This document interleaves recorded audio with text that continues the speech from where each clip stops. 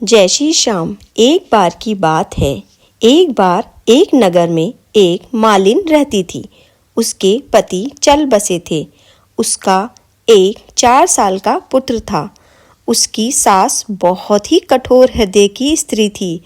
वह बहू को बहुत तकलीफ देती थी। एक दिन सास ने बहू और पोते को घर से निकाल दिया। वह दोनों रोते रोते चलते एक जंगल में जा पहुँचे।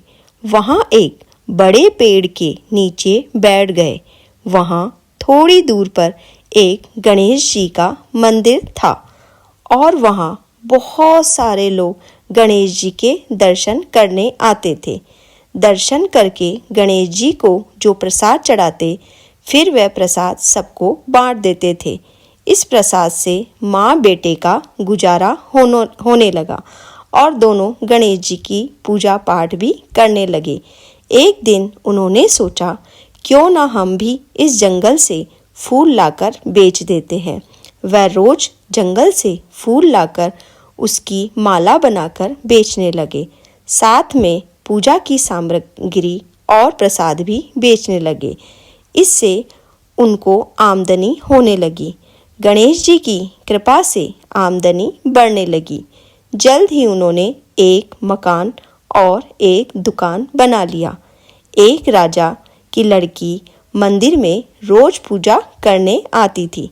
मालिन के बेटे को देखकर राजकुमारी उस पर मोहित हो गई और उससे विवाह करने की सोचने लगी। उसने अपनी भाभी से अपने मन की बात कही। भाभी बहुत अनुभवी थी। उसने कहा, यह तो मालिन का बेटा है और तुम एक राजा की बेटी हो, तो ये सब कैसे होगा। यदि तुमने उससे विवाह किया तो तुम्हारी बहुत बेइज्जती होगी और तुम्हारी बहुत निंदा होगी। पर राजकुमारी ने अपनी बात पर अड़ी रही और उसने एक भी बात नहीं माना। उसने कहा, मैंने तो प्रतिज्ञा कर ली है कि उसी से विवाह करूंगी। भाभी ने घर जाकर सारी बात राजा को बता दी। राजा ने मना नहीं किया और विवाह के लिए तैयार हो गए। उन्होंने बड़े धूमधाम से बेटी का विवाह मालिन के बेटे के साथ कर दिया। मालिन ने सबसे पहले अपने बेटे बहू को गणेश जी के मंदिर में ले जाकर पूजा पाठ करवाया और गणेश जी का आशीर्वाद भी दिलवाया। इसके बाद पूरे नगर में ये बात फैल गई कि गणेश जी की पूजा करने से सब दुख और कष्ट दूर हो जाते हैं। ये बात सुनते ही नगर के सभी लोग मंदिर आने। मालिन और उसके बेटे की बिक्री बहुत ज़्यादा बढ़ गई थी। उधर उसकी सास के बुरे दिन आ गए थे। अन्नदाता उससे रूठ गए और वह भूखों मरने लगी। एक दिन वह रोती धोती उसी गणेश जी के मंदिर में जा पहुंची। वहां वह मालिन के बेटे से बोली, मैं भूखी हूँ, मुझे रोटी कपड़ा दे देना बेटा, इसके बदले मैं तुम्हारा सारा काम कर दूंगी।